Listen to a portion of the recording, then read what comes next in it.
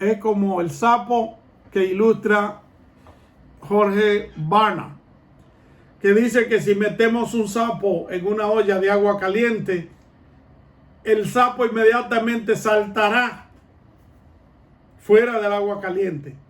Pero que si metemos el sapo dentro del agua fría y le pegamos la estufa y vamos calentándola lentamente, el sapo morirá ahogado y cocido, porque se va adaptando al calor del agua, se va adaptando. Y cuando viene a darse cuenta, se ha adaptado tanto que se explota, se muere, se cocina, porque el agua caliente lo sancocha. Entonces, muchas veces sucede así con nosotros como iglesia, como líderes, que nos acostumbramos, digamos, a la frialdad o al calor. Y poco a poco se va, poco a poco se va, hasta que llega el momento en que ya no estamos en nada. Es necesario, mis amados, mantener en movimiento lo que Dios ha puesto en nosotros para que mantengamos el ardor del Espíritu. 7 elementos clave de la visión son los siguientes. Primero, proyectar un cuadro claro de un futuro ideal. Repito, proyectar un cuadro claro de un futuro ideal. Se necesita eso. 2, enfocar el futuro con los lentes de Dios y dar dirección. 3, se basa en los propósitos redentores de Dios. 4, no se conforma con el status quo, con las cosas como están, no se puede conformar. 5, ejercita la fe, es ambicioso, aunque realista. 7, comunica en forma sencilla a otros. Y por último, motiva a actuar, proveer sentido de urgencia. Vamos a tratar por lo menos de enfatizar sobre un punto allí que es ejercita la fe, es ambicioso aunque realista. ¿Por qué quiero enfatizar sobre eso? Porque mucha gente escribe una visión que es una visión fantástica, pero no alcanzable. ¿Qué haría un nativo de la selva de Brasil si usted le lleva un carro y le dice: aquí tiene la llave de este carro, vete en él? El nativo en su vida ha visto un carro, ni siquiera sabe lo que es una bicicleta. ¿Qué es lo que va a hacer? ¿Va a salir huyendo del auto o se va a meter en el auto y se va a matar? Porque nunca ha visto eso. Pero si usted le dice: aquí le trae una bicicleta, aquí hay que mantener el equilibrio, y después de la bicicleta le lleva una moto, y después de la moto lo va cambiando, entonces es algo alcanzable. Pero nosotros no podemos escribir una visión con algo que sea inalcanzable. Tenemos que ser realistas, y si es necesario escribir la visión por 6 meses, 1 año, 2 años, 3 años, como estuvimos estudiando en nuestro curso de conversación ministerial. Si es necesario hacer eso, se hace. Pero se deben establecer metas que sean alcanzables.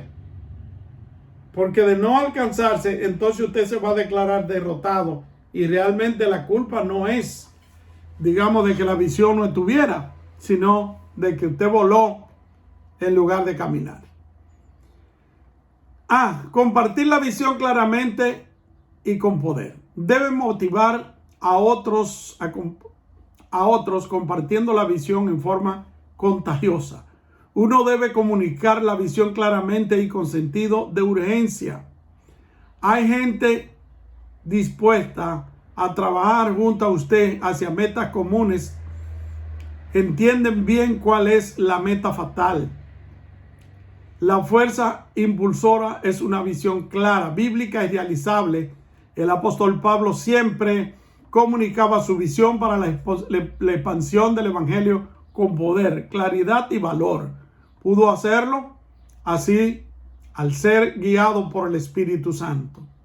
Solamente si somos guiados por el Espíritu Santo, a veces nos metemos en empresas difíciles que no entendemos, pero que Él nos saca camino. B, crear un ambiente en el que otros puedan identificarse con la misma visión. No se puede escribir una visión todo rara. Tiene que ser algo que sea palpable, que la gente la pueda entender. Porque de lo contrario, usted estará desarrollando una filosofía de visión que probablemente tarde mucho más tiempo y nunca lo logre. Debe haber un ambiente de comunicación clara, transparencia, honestidad, respeto, participación y unidad. Repito, debe haber un ambiente de comunicación clara, transparencia, honestidad, respeto y participación y unidad. Participación y unidad. Estas son cosas que son esenciales. Este ambiente en la iglesia visionaria debe hacerse evidente tanto como en los líderes como también en los recién llegados en la iglesia. Que la gente llegue a la iglesia y salga encendida de allí porque hay un plan, hay una visión que seguir. Se sabe para dónde va y no como hablamos en una lección pasada donde dice que a lo que el Espíritu diga, eso se hará. Y no quiere decir que no se vaya a hacer lo que el Espíritu diga, pero muchas veces usamos eso para no desarrollar una visión clara. C, formar un equipo de trabajo cohesionado por la visión establecida. Aquí es donde se agarran muchas personas cuando quieren quitarse de encima a otro. Y dice, yo estoy formando mi equipo de trabajo. Y usted no cabe en este equipo de trabajo. Todo el que le cae mal no cabe dentro de su equipo de trabajo. Entonces se debe de formar un equipo de trabajo cohesionado por la visión establecida. Por eso cuando se presenta la visión, se debe de orar, se debe de buscar el rostro de Dios y la participación del Espíritu Santo en nuestra visión, para que cuando la comuniquemos, entonces tengamos buenos resultados. De no ser así, hablaremos y hablaremos. Por esa razón, le he recomendado la lectura de este curso, el libro que le recomendé, que se llama En sus pasos. ¿Qué haría Jesús? Porque aunque es un libro pequeño, se ve el desarrollo, el establecimiento, la escritura, el establecimiento, el desarrollo de una visión. Y eso le va a ayudar mucho a todos los que lean ese libro. Vamos a ver la D. Permitir que miembros del equipo experimenten y a veces fracasen. Si nosotros tenemos un equipo que todo el mundo es perfecto, no hay lugar para que los demás aprendan. Vámonos a la Biblia, en el libro de Josué, capítulo 6 por ahí. Josué, Dios le había dicho que acabaran con toda la gente que encontraran en el camino. Y Josué vinieron entonces los gabaonitas, me parece. Hicieron pacto con Josué, vinieron con zapatos rotos, con pan verde y cosas así. Le dijeron, venimos de tierra muy lejana y hemos oído la fama de tu Dios y hemos venido para que tú... Bueno, hicieron un pacto con Josué. En la mañana, cuando amaneció, Josué se dio cuenta que con quienes había hecho pacto eran con los vecinos que estaban alrededor de él. Entonces, ¿estuvo mal lo que hizo? Sí, estuvo mal lo que hizo. Y Dios llamó a Josué, entonces le dijo, bueno, fracasaste en la elección de la gente con que hiciste pacto. Ahora los tendrá como leñadores, los tendrá, pero al mismo tiempo los jóvenes aprenderán sobre la guerra. O sea que aún tiene el Señor dentro de esa gente, gente contrario, para que los jóvenes aprendan de la guerra. Eso sucedió, mis amados, cuando el pueblo de Israel salió de la cautividad de Egipto. Y ustedes saben dónde han llegado esos leñadores, dónde han llegado ese problema. Al problema que tenemos en esta semana en Israel y Palestina. Ese es el problema. Los israelitas peleando con los palestinos. Los palestinos fueron los que hicieron el pacto con Josué. No lo mataron, quedaron vivos. Así que ahora tienen que por todo el resto de su vida llevar la lucha contra aquel pueblo que no quiere someterse a las leyes de Dios, sino que quieren hacer su cosa a su manera. No quiere decir que dentro de los palestinos no hayan cristianos, porque dentro de los palestinos hay más cristianos que dentro de los judíos, pero estamos hablando del pacto que Dios hizo con aquel pueblo. Entonces se necesita, mis amados, saber quiénes son la gente que componen el grupo, pedir dirección al Señor para escribir la visión y que todos estemos de acuerdo, porque también está muy feo que usted escribe una visión, están de acuerdo con la visión y de repente uno comienza a hacer una cosa de una manera y hacer otra.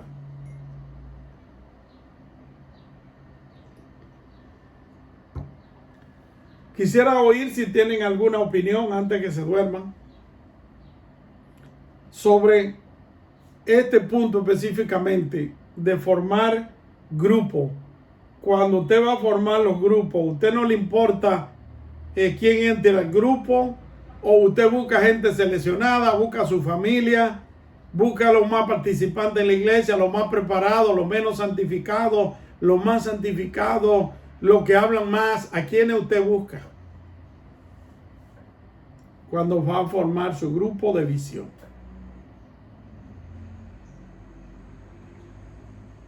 En mi caso, profesor, yo siempre me he motivado por más mirar cómo ese liderazgo se va desenvolviendo yo mismo.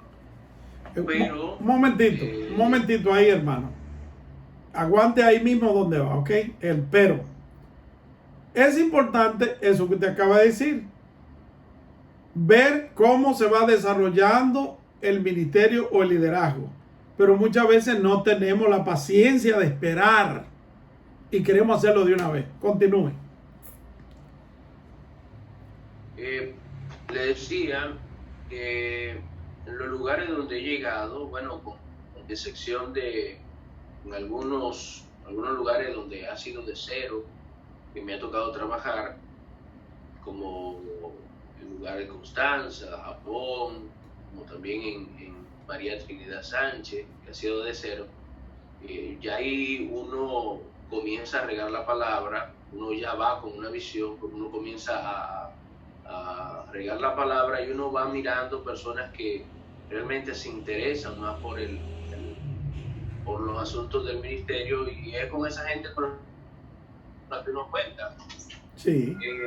Algo que también uno ve que, bueno, en las demás obras que yo he estado, ya hay un equipo de personas que figuran dentro del liderazgo, y con esa misma persona entonces ya uno sigue trabajando, no sin quitar de vista a otras personas que uno está mirando que también se están desenvolviendo, que realmente tienen el deseo de servir, no porque lo dicen, sino porque lo hacen. Amén. Entonces, muchas veces es un poco cuesta arriba en el asunto de uno, como usted decía, esperar a que esas personas puedan salir adelante, porque uno mismo muchas veces está bloqueado con referencia a la misma visión, y muchas veces hasta puede uno tener la visión, pero el no saber cómo plantearla, el no saber cómo pasar la información de manera adecuada, también puede resultar en que esos grupos o esas personas que se van involucrando les resulte también difícil el poder ser parte de algo que no entienden. Sí, porque si uno mismo no lo entiende, mucho menos lo va a entender otro. Correcto. Muchas gracias, hermano Sandy. Seguimos entonces con la E. Mantener la visión. Ajá. Adelante. Hello. Se fue el internet. Ok. Mantener la visión constantemente ante los ojos de todos. En el contexto eclesiástico es bueno comunicar la visión mediante la predicación, educación, literatura, rótulos, banderines, panfletos, etc. Hay que servirse de todos los medios posibles para enfatizar la visión de la iglesia. Usualmente es recomendable recordarles la visión a la congregación y a los líderes en una forma periódica. Si usted está comunicando una visión, es como un vendedor. Y ese vendedor repite lo que tiene y repite lo que tiene. Lo hace de una manera de chiste, lo hace de otra manera más seria, lo hace de otra manera. El plan de eso es que la persona aprenda la visión. Y cuando la aprenda y se apodere de ella, entonces va a ser parte del equipo. El liderazgo. A la iglesia le sirven la persona que entiende la visión de ella, la comunica claramente a la congregación y organiza el cuerpo para que lo haga una realidad. El líder, se suele decir, es la clave o el clavo. El liderazgo es el eslabón imprescindible entre la visión y el cuerpo ministerial o ministrante. Una cadena será tan fuerte como un eslabón más débil, pero el vínculo del liderazgo debe ser uno de los más confiables en todo el ministerio. La iglesia necesita líderes. Los gerentes pueden trabajar con planes y presupuestos, pero la iglesia requiere de líderes para comunicar una visión clara y formar estrategias permanentes. Los gerentes son necesarios en toda organización y aportan considerablemente, pero uno de los problemas en muchas iglesias es que se conforman con tener un administrador al frente y no un líder. Qué bendición cuando la iglesia tiene al líder que posee dones de administración. Qué frustración, sin embargo, cuando el frente de ella hay un administrador sin dones de liderazgo. Es una realidad. Característica bíblica. En toda la escritura vemos que Dios siempre empleó líderes para dirigir a su pueblo y cumplir su propósito. En nuestra iglesia local tenemos un lema clave, según dice el autor, para el liderazgo. Efesios 4, 11 al 16. Creemos este pasaje es esencial para comprender los designios de Dios para el líder cristiano. ¿Qué dice Efesios 4:11? Que a uno llamó Dios primeramente profeta, luego apóstoles, luego pastores, luego profeta, primeramente profeta, luego apóstoles, luego evangelistas, pastores y maestros, a fin de perfeccionar a los santos para la edificación del cuerpo de Cristo, hasta que todos lleguemos a la unidad de la fe y del conocimiento del Hijo de Dios, a la estatura de un varón perfecto. Esa es la clave. Dios nos ha llamado a hacer esto. Y si nosotros no podemos conformarnos con Efesios capítulo 4, verso 1 al 16, probablemente tenemos otro verso que es el que nos sirve para el liderazgo. Pero a mí me parece que más claro de ahí no canta un gallo, donde habla de la división de los ministerios, esas cosas. Ese es un verso clave. En este pasaje hay mucha tela que cortar. Señala que el liderazgo tiene diferentes formas, todas ellas construidas por Cristo mismo. sean evangelistas, maestros, pastores. Todo líder debe tener la misma meta bíblica: perfeccionar a los santos para la obra del ministerio. En otras palabras, el ministerio de Dios lo hace toda la congregación y todo el pueblo, no solo los líderes. La función, los que dirigen, es ayudar a la congregación a hallar su lugar, según la actividad propia de cada miembro, de acuerdo con sus dones o talentos. Todo es realizado para la edificación del cuerpo. Pablo nos insta a crecer en todo, siempre centrados en Cristo. Para ello, Dios puso líderes que puedan concertar la tarea y la obra de la iglesia y vean cómo la iglesia se desarrolla. Amén. Creo que estamos llegando al final de la clase de hoy, porque, como le dije, no vamos a cubrir todo, pero siempre se debería preguntar: ¿qué haría Jesús? ¿Qué quisiera Jesús que yo hiciera cuando nosotros vamos a escribir una visión? ¿Qué haría Jesús? ¿Qué quisiera Jesús que yo hiciera en esta visión? Al fin y al cabo, Él es el maestro y el maestro supremo, y también nuestro supremo jefe. Él es el fundamento en el servicio a los demás, lo que distingue liderazgo cristiano del mundo. El pastor da su vida por las ovejas. El líder sirve a la misma vez que dirige y guía. Es justamente espíritu de servicio lo que lo confirma como siervo del Señor. Siervo no manda, no dicta, no impone. El siervo sirve. Hay más que necesitamos: liderazgo basado en servicio. Como dice el refrán: el que sirve, sirve, y el que no sirve, no sirve. Características misionales. Después de la visión, el liderazgo es uno de los factores más importantes en cualquier iglesia, ya que es el factor que transmite y lleva la visión hacia adelante. El liderazgo es parte de la vasija de barro que lleva el tesoro. El Evangelio, 2 Corintios 4:7. Aquí brevemente presentamos 3 aspectos clave del liderazgo misional. Buscar a los perdidos. Observamos que Jesús llama a Leví, un publicano que recolectaba impuestos para el imperio romano. Luego fue a cenar con varios publicanos y pecadores. ¿Y qué comenzaron a decir la gente? Al oír esto, Jesús le dijo: los sanos no tienen necesidad de médicos, sino los enfermos.